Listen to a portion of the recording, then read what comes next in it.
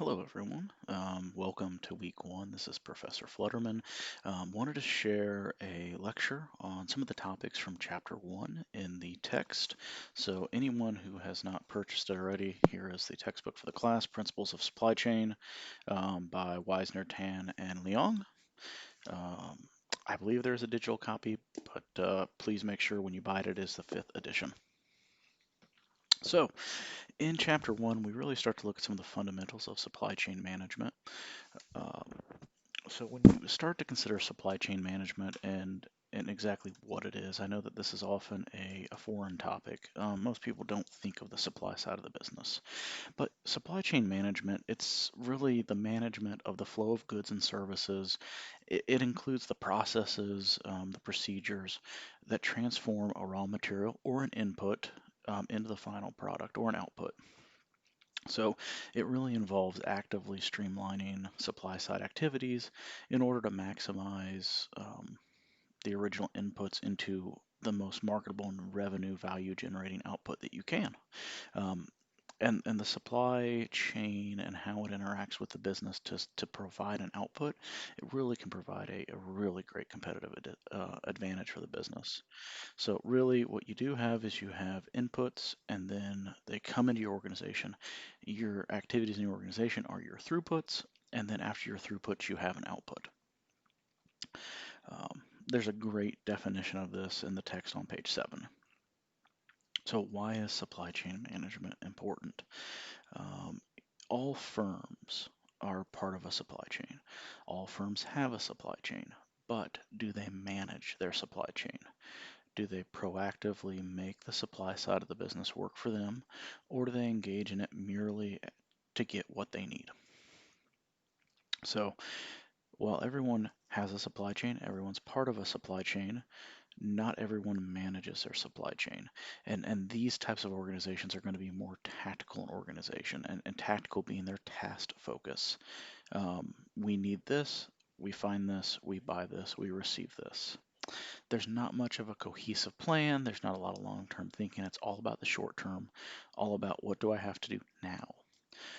The best run supply chains, the supply chains that bring the most benefit to their organization, they're strategic in nature. Um, but overall, as a supply chain, there has to be a tactical and strategic balance of the two. Um, you do want to be as strategic as possible, but you do got to do that tactical homework, if you will. You got to lay that tactical foundation before you can ever be strategic. It goes along with the old adage of walking before you can run. So, historically through academic research, but also in my career experience, I have found that the larger the firm, the more established the firm, the better chance that their supply chain is mature. It's delivering a lot of value. Via the different channels that you can bring value in supply chain. So supply chains can bring value through discovering innovation. They can bring value through sustainment, just a reliable chain of supply so that you always have product to sell, and you're protecting your revenue generation and your profit generation through always having supply. And then there's also what everyone thinks of supply chain procurement is. Are you saving money? Are you buying something cheaper than you used to buy it? So, when we look at this, you look at all those different ways that a supply chain can really bring value to your organization. It only makes sense that the more you engage in the supply chain, the more strategic you are in the supply chain, the more value it is going to bring to your business. And you need to look at the supply chain as a revenue generating group. So marketing takes your product to market, sales sells your product. Well, supply chain is taking you to market and it's selling your organization to the suppliers to get the best price, to get the best commercial terms. And the commercial terms and the price all roll into that final package that you take to market. So when you look at how do you transition from being tactical to being strategic, really you have to look at it as small steps. And small supply chain management steps can eventually lead you to becoming a mature strategic organization. So it could be questioning, is this the best price, is your first step. And then all of a sudden the next step, you're requoting it to 2 or 3 suppliers. And then the next step, you're going back to the supplier and saying, we're happy with your price, but we want better terms, or we're happy with your product, but can you make it better? And you start to become really strategic. You get better, you mature, your processes are more defined. So shifting away a little bit from the value we bring, what is a challenge that it could bring? So in some of these less mature, in a more reactive supply chain, you will find the bullwhip effect. And what this is it's a phenomenon within the distribution channel in which the demand forecast yields major supply chain inefficiencies. Um, the forecast is not correct, there's no integrity to it, and as a result, you're ordering significantly more or less at a variance from your what you need, and that causes you to not have enough product. It causes you to have too much. It taxes your supply base, and it really makes the supply side very difficult for your business. And typically, as you move further up your supply chain, closer to the root of the supply, the bullwhip is going to be felt more. It's going to pinch your suppliers more.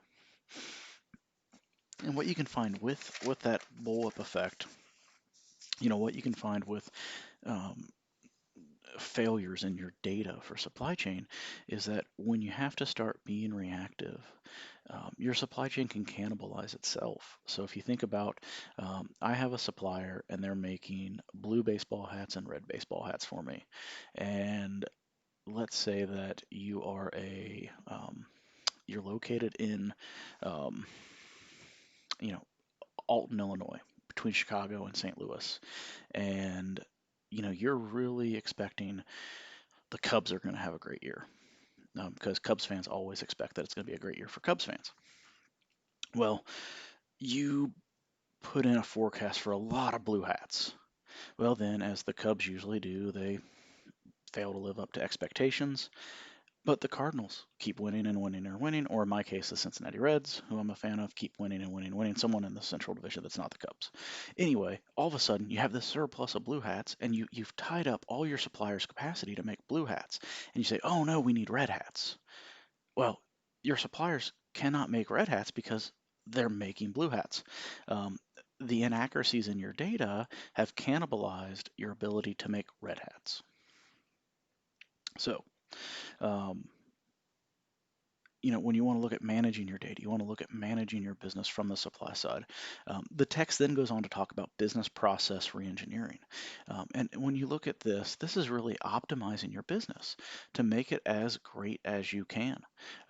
So you're going to hear a lot of buzz phrase, a lot of jargon, and really some of the best things are, um, Six Sigma, which Six Sigma, it's a method that provides organizations the tools to improve. And it gives them the capability to really make their business processes the best they can be. It comes out of the Toyota method. And this allows the businesses to increase performance. It increases their ability to maintain quality. It helps actually decrease process variation. So Six Sigma is going to allow you to make the same thing the same way over and over and over again. So you always know what you're going to get. There's no variation. Your customers can trust the product. And it's going to help you lead to a reduction in your defect rate. You're going to reduce your scrap, so you're throwing less away, and all this improves your profits. And kind of a tangential benefit is your product's always quality, your product's always trustworthy. So as a result, that should increase your brand reputation, that should increase your revenue. So all of a sudden now you're making a higher profit on what you were selling, but then when you start selling more than expected at a higher profit than expected, it just brings such a great windfall for your organization. And as a result, maybe you pay your employees more, you have better benefits, you have a nice company picnic. So your employee morale goes up, they become more loyal to your organization.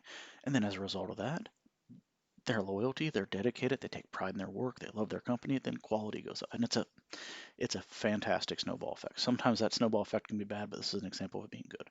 So some of the key parts of Six Sigma, let's define the problem, define what we want to fix. Well, then we measure it. Okay, now we know the measurement. Now we know how it's acting. We understand it. Let's analyze it, really figure it out. Then how do we improve it? So we improve it. And then how do we control and make those improvements sustainable? And then we define it again. And we just keep going around. We just continually improve. Um, Another thing looking at, kind of spurring off of Six Sigma is lean. Lean is fantastic. It talks about um, really leaning out your business, getting rid of the fat, getting rid of the waste. And this is everything from human capital to overhead to movements. So you could be making um, cars, and it doesn't make sense that if you put the wheels on the chassis here and then you wheel it all the way across the factory and you put the motor in and then you wheel right back next to where you put the wheels on and you put the brakes on. You kind of want to have it sequentially go and minimize resources used to build something. So, anyone that's interested in manufacturing, supply side and manufacturing, or just operations in general, explore getting a Six Sigma certification. Explore getting a Lean Six Sigma certification. They look great on your resume. Can't recommend them enough. This last one, the text doesn't talk about DFMA, but it's a passion of mine. It's a design for manufacturing and assembly, and this is created by a firm.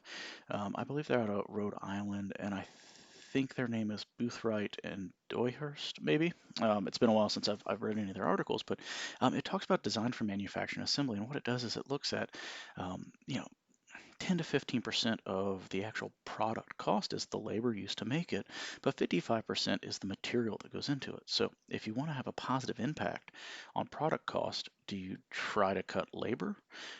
So let's say you have $1 product, 15 cents of it is labor, 55 cents of it is your material. So if you were to say, I'm going to cut my material in half, that's 25 cents. I'm going to cut my labor in half. That's only 7.5 cents. So it's a lot easier to try to find ways to reduce your material or find cost savings in your material. So anyone interested in manufacturing, definitely read up on DFMA. It's a fantastic topic, and as you're getting into the job market, being able to speak to topics such as Six Sigma, continuous improvement, lean manufacturing, DFMA, these are some buzzwords that are definitely going to catch the attention of those that you're interviewing with. Um, Another topic that the book talks about is customer relationship management. So you're sitting here thinking, this is supply chain. We provide stuff inside the business. Well, yes, that's true, but you have customers inside the business. So if we for a second just kind of draw a line and delineate, for the sake of this course, let's call it customers are people that you serve and people that benefit from your efforts, and consumers are the people that buy your product. So when you look at it that way, your customers are the ones inside your organizations. And now they may have a customer who has a customer, and maybe that customer down that line, they touch the consumer. The consumer is who buys your product. So the supply chain within your organization has customers, and you have to align with those customers. You have to understand what they define value as, what they define benefit as. And by doing that, then you're able to truly bring value to your organization. Often in supply chain, um, your stakeholders are going to be a little bit of everyone, depending on if you're doing direct materials or indirect materials. But for the sake of direct materials, you're going to be feeding materials to operations. You're going to be feeding um, information to engineering. Maybe you're going to be bringing solutions and innovation to R&D. So then the text goes on to talk about 3PL, and the first chapter really skims the surface of a lot of these topics. We'll dig into this more as we get through the term, but a 3PL is a third-party logistics firm, and what this is when a company decides we're not gonna manage our logistics actively. We're going to hire an outside firm, a consultant, if you will, to manage our logistics, maybe even run our warehouse, maybe even store inventory for us. And this brings a lot of advantages because when you can bring in this expert, when you hire someone to run your warehouse, maybe even you hire them to run your warehouse operations in their warehouse, and then you can move all your storage into their building, which probably has a lower overhead cost, probably has a lower labor cost than your manufacturing plant. Then you can convert your manufacturing plant, the warehousing space that was within it, to manufacturing, and you're generating more revenue per square foot. By doing this, you're leaving your warehouse operations and your logistics and operations to professionals. This is their core competency. Your core competency is manufacturing your product, not warehousing. Theirs is warehousing. Let's hire them to do warehousing.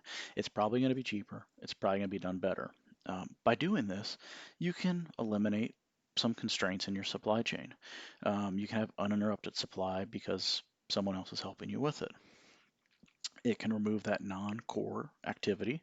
You can rededicate floor space, financial resources, people to your core activity to generate more profit. And in the case of shipping, it transfers liability. So I believe in chapter 2, we're going to talk about some shipping Incoterms and commercial terms, and we'll focus on liability there. So I'll put a video up for chapter 2 shortly.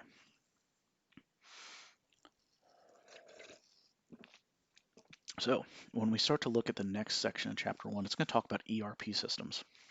So ERP systems are enterprise resource planning, and it runs your business.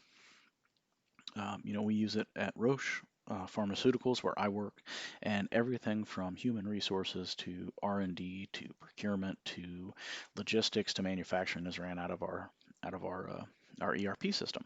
We use SAP.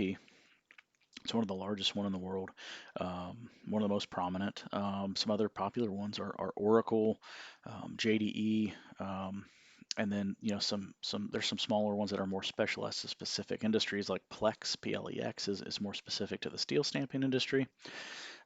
Anyone that's interested in a supply side career or manufacturing career, you can watch videos on these and understand the pluses and the minuses, and maybe verse yourself in a little bit of the jargon, so that when you're doing internships or interviewing, you can at least have some talking points, have a basic understanding.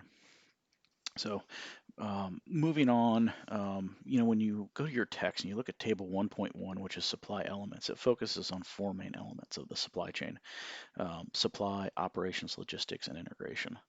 Um, within the supply side, we want to look at our supplier management. We want to look at our supplier relationship management. So, one, you're managing your supplier, and that's really managing their performance. Are they delivering on time? Is what they're delivering the full amount of your purchase order? Is what they're delivering the quality it's supposed to be? Um, and then the supplier relationship management is more, are you actively managing the partnership with your supplier? Because we do business with other people, we do business with our partners, and you can really leverage that partnership for great benefit for your organization. And you kind of roll both these in together into supplier evaluation. That's how you evaluate your supplier. So we're evaluating on your on-time delivery, the fulfillment of the delivery. You can measure their payment terms. So are they, you know, let's say you have an organization, you want to have payment terms of net 60. You have a supplier that insists on net 45, so you measure that. You measure how are they to do business with commercially. In automotive and aerospace, um, we often look at PPAP, which is pre-production approval process. So it's basically their concept for the part, their manufacturing process, their documentation process, their quality process. This is the process to make this part. It's approved, and we know the part works. And then to further the supplier evaluation, we can look at some of the soft things.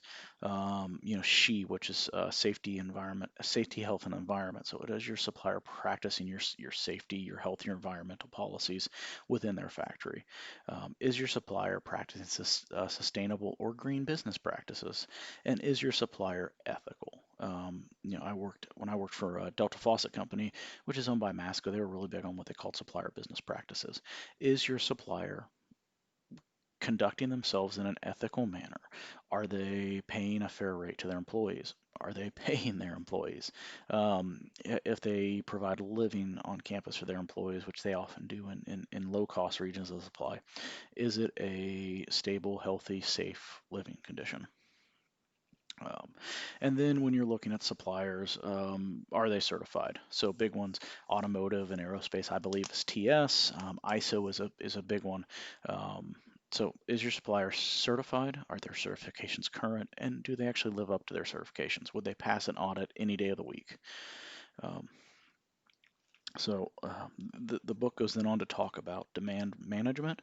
So I always love to talk about demand management. It's kind of the way that the organization is going to go grocery shopping. So if you think about it, when you go grocery shopping, you got to figure out what you want. That's your forecast. So if you're married, if you have children, you ask around. hey, is there anything special anyone wants this week? What do we want to make this week? So, in a factory, what are we producing? Well, in a home, what are we cooking? What do the kids want for lunch? So then you build your list. Okay, this is my list. Then you have to check it against your inventory, which is your pantry, your refrigerator. So you go and you take your list, you look through your pantry, you look through your refrigerator, and you check off what you need versus what you don't need. And then you source it. You go to the store, you buy it, and then you bring it home, and then you put it in inventory. So really, the ERP system actually will do almost all this for you if you put a credible forecast into the ERP system. So, and just like groceries, you want to buy what you need. You don't want to buy too much of things that go bad. You don't want to tie your financial resources into your grocery inventory any more than you have to. Um, so, like I said, the ERP system will manage a lot of that for you. Specifically, a subsystem of the ERP system is what they call the manufacturer's requirement or the material requirements planning system, which is the MRP. And that really is going to manage a lot of your material demand. It's going to take the ERP is going to take the forecast from the sales module. It's going to then pump that into the MRP. They're going to take that, bounce that off the production schedule, bounce it off your inventory, and then it'll put out recommendations for orders to your buyers, and then your buyers will review that and turn that into an order that goes to your supply base. So, and then once you receive that material in-house, that's when it becomes inventory. Inventory is often a sensitive topic in many organizations because it is one of the single largest ways that you spend capital. It's the single largest tie-up of your capital. So if you walk into a warehouse, into a factory, everything you see sitting on the shelf that is product, that is product in process, or that is going to be used to make product. That is capital dollars. That is cash of the business sitting on the shelf. Um, so we want to make sure that what we put on the shelf in inventory is something that is going to sell relatively quickly, something that is going to generate profit, that's going to turn frequently. And in chapter 2, we'll talk about some of the measurements for inventory and what does a successful inventory look like. But one of the key things I'll give you right now to take away as far as inventory is you want to buy what you need to support your business with a little bit of safety stock to account for maybe peaks or um, uh, disruptions, and you always want to try to practice FIFO, which is first in, first out. When you go to the grocery store, you open up the case to get your milk, you notice all the jugs of milk are on a ramp, and you pull a jug out, and another one slides down, and they load them from the back. So in theory, the the the jugs of milk that have been in the grocery store the longest, they're the ones that are at the front of and they're pulled out first. So that's a great example of what FIFO is. Um, and then as we spoke about the 3PL a little earlier, that's part of the logistics process. And logistics is really moving the product. So you can have internal plant logistics, which is moving it from workstation to workstation. But typically, when we look at logistics, um, in a professional setting or in an academic setting, the true sense is the movement of the product around the country, around the globe. So it's going to be, is it on truck? Is it on train? Is it on a boat? Is it on a plane? How are we moving it globally? Why are we moving it globally? What are we paying for it? And what are the commercial terms that is governing that? So we'll talk about that more as we progress in the course. So this chapter 1 really just kind of whets your appetite for a lot of these topics. And then finally, let's look at some current trends, and I'd really encourage all of you guys to learn about these current trends as we're progressing through the course. Research, if you got questions, ping them off of me. But AI and big data automation are really gaining a lot of traction in the field. My company is actively adding new technologies every day. Um, Sometimes I think it takes half my job to learn about the technologies, but we're looking at how can we automate the way that we take data, segment it, analyze it, and learn from it, and can we build parameters to where that we have a artificial intelligence system that's actually giving us data in a readable form, so that we're not having to segment and analyze. We're reading a report and making our decisions based upon that. Blockchain has been a really big trend lately. I think it's one of those words that everyone in industry likes to say, oh, blockchain, blockchain, blockchain. It's like a joke that you heard part of it, so you act like you've heard it, you laugh even though you didn't get the punchline. I found that with a lot of my colleagues, but blockchain really, I'd compare it a lot to like cryptocurrency in that it is a way that it's a secure way of transferring information, payments, details about commercial activities across the world, and it protects it in a sense that it's never been protected before, and it really takes the global marketplace and makes it much, much smaller. Um, and then more current trends are ethical and sustainable business practices. So I like to think of it as supply with a purpose. So, do you have a shallow purpose in your supply where you're strictly out there to get the best price you can and be a steward of your company's resources, help generate profit, or do you want to have a second layer purpose, a little deeper purpose, and really try to improve the lives of people around the world through your activities and supply chain? And this can be through supplier business practices, making sure that suppliers in emerging markets are taking care of their associates, they're giving them good working environments. For example, when I started my career, well, I guess when I entered the stage of my career where I started working with businesses in China, Taiwan, Vietnam, um, the environmental practices of these factories was not good.